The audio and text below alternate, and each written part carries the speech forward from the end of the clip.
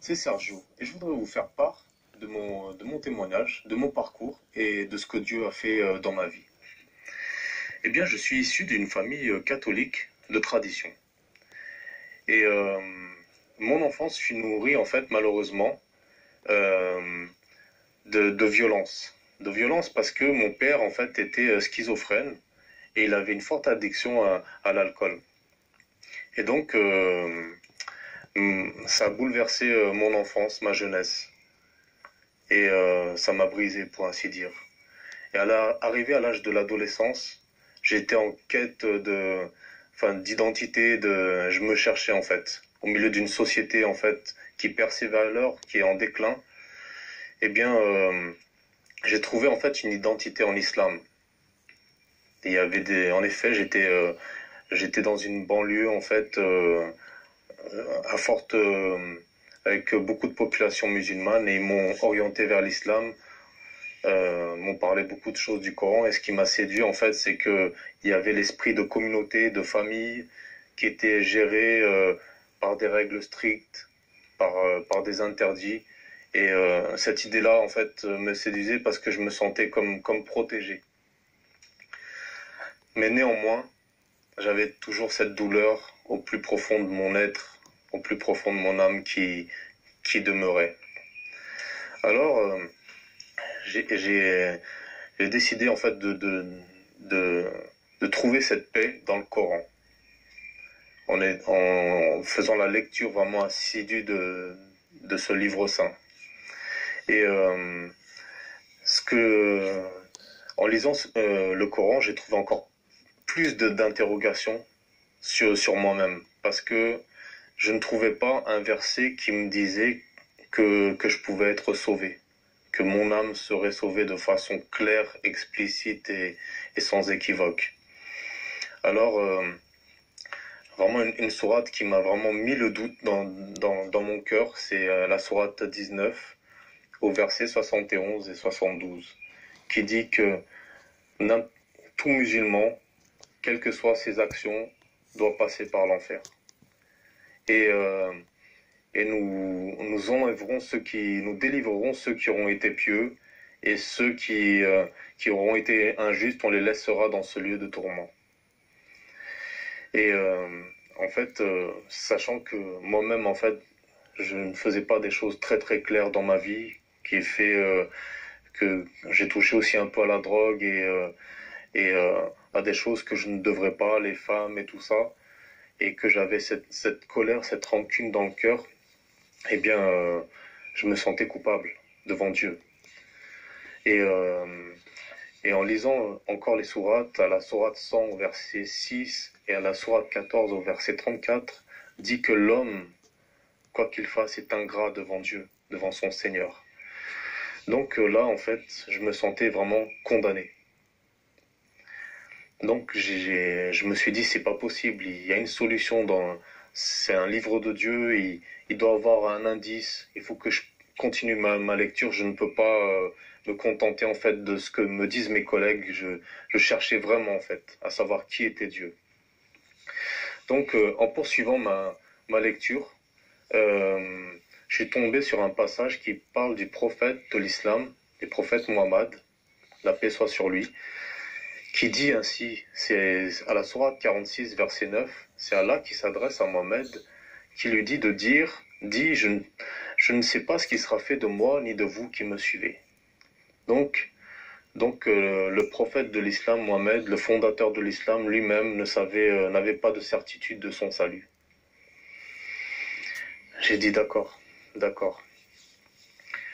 Donc je continue toujours dans cette démarche, de rechercher dans cette dynamique de vraiment chercher par moi-même en fait la vérité. Et donc je tombe sur un passage, la sourate 10 au verset 94 et 95, qui dit, c'est Allah qui s'adresse encore une fois à Mohammed, si tu as un doute par rapport au Coran, à la révélation, interroge alors ceux qui ont le livre révélé avant toi, c'est-à-dire les chrétiens. Le livre révélé en question, c'est la Bible, qui contient la Torah et l'Évangile. Et le Coran lui-même dit, à la sourate 5 au verset 46 et 47, que la Torah et l'Évangile, c'est-à-dire la Bible, qui compose la Bible, est un guide et une lumière et une exhortation pour les pieux. Et donc voilà, là on parlait vraiment de piété. Et sachant qu'aussi c'était un livre qui descendait d'Allah, de Dieu, à la Sourate 3, verset 3. Donc tous ces a priori qu'on m'avait dit sur la Bible, ce que les religions en avaient fait, et tous ces a priori en fait étaient tombés d'un seul coup en fait. Et je me suis procuré une Bible et j'ai vraiment cherché la vérité. C'était ma démarche vraiment depuis le départ. En ouvrant la Bible, je me suis aperçu en ouvrant l'évangile de Jean au chapitre 8, au verset 12, que Jésus, Sina Issa, Yehoshua, il se définissait lui-même comme la lumière du monde et que ceux qui le suivraient ne marcheraient pas dans les ténèbres, mais auraient la lumière de la vie. Et au verset 14, il disait qu'il savait d'où est-ce qu'il était venu et où il allait.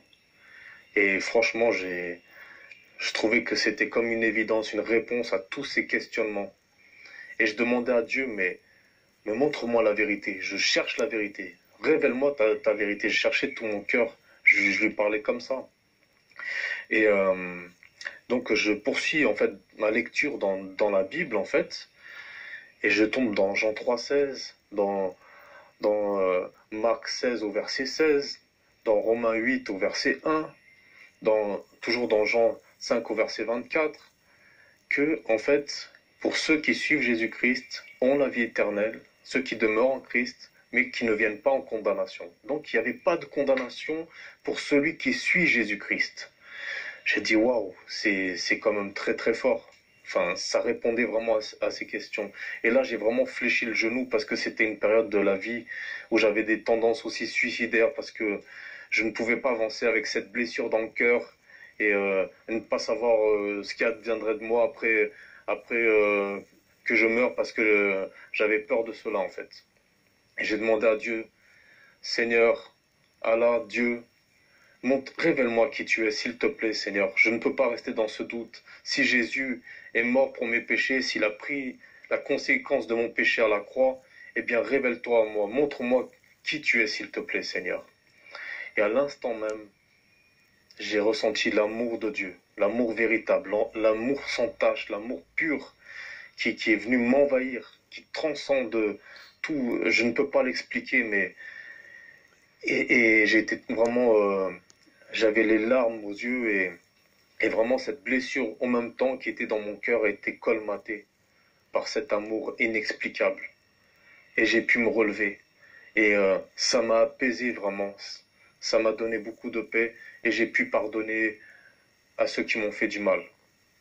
Parce que la Bible dit aussi que un homme ne peut donner que ce qu'il n'a, s'il n'est venu d'en haut. Et Dieu m'avait donné cet amour pour pardonner à mon prochain.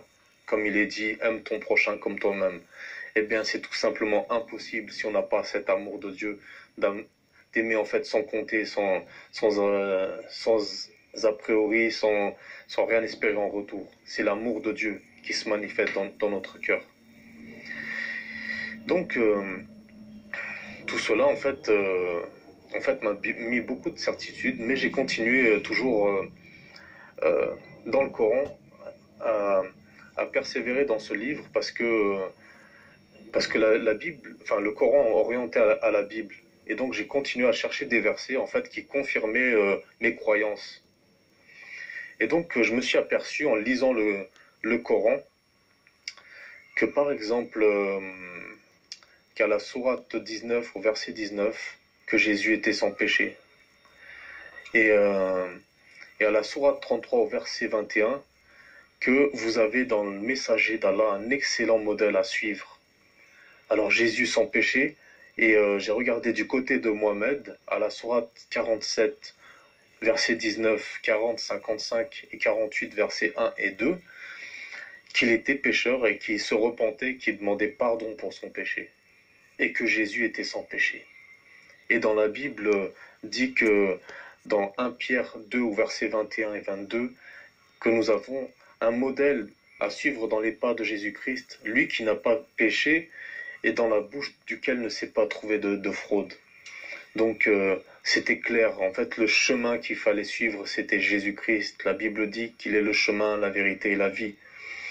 Et en poursuivant toujours ma lecture dans le Coran, qu'à la sourate 3, versets 55 et 56, c'est que Allah avait mis fin à la vie de Jésus-Christ, donc le terme arabe, le mot arabe c'est muntawafika, c'est-à-dire mettre fin à ta vie, c'est-à-dire que à la mort constatée de Jésus, et que je l'élève vers moi, donc il est monté au ciel, et place te débarrasse de ceux qui n'ont pas cru, et place ceux qui te suivent en dessus de ceux qui n'auront pas cru, jusqu'au jour de la résurrection.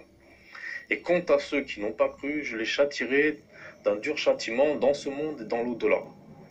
Donc le Coran lui-même dit qu'il faut suivre Sidney Issa, qu'il est le chemin, qu'il faut le suivre, sinon pour aller au ciel, parce qu'il est au ciel, il a été enlevé au ciel, il est mort pour notre péché, qu'il a été enlevé au ciel.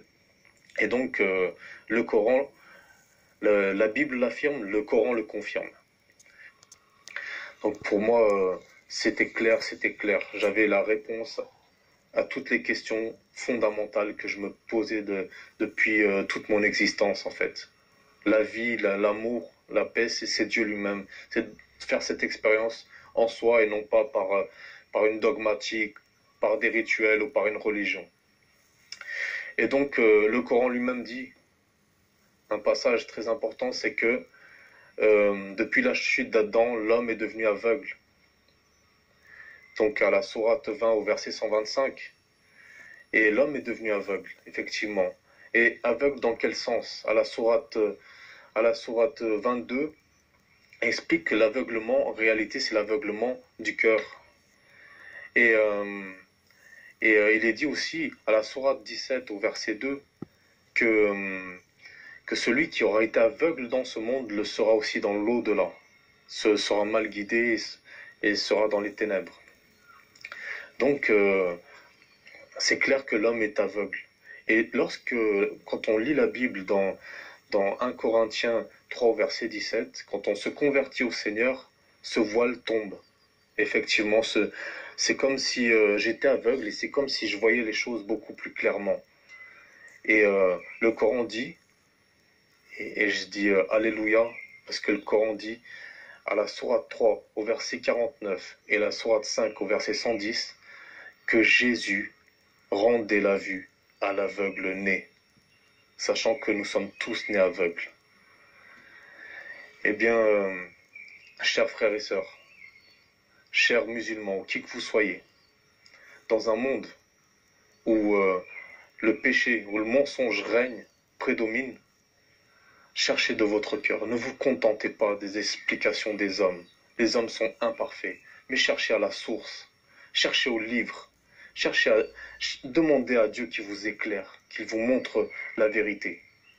Parce que la vie est courte et éphémère. Un jour ou l'autre, on sera confronté à nous-mêmes, on sera dans une tombe, on n'aura pas nos parents, notre religion, notre culture, on sera devant Dieu. Et Dieu nous aura laissé une quantité de signes qu'on aura rejeté tout au long de votre vie. Et je vous en supplie, ne rejetez pas les signes de Dieu, l'appel de Dieu. Parce que le Coran lui-même dit qu'il y a des signes pour ceux qui réfléchissent. Alors, réfléchissons à l'éternité avec Jésus-Christ. Je voudrais conclure mon témoignage avec des paroles de Jésus-Christ dans Luc 24, que la paix soit avec vous et que Dieu vous bénisse. Amin.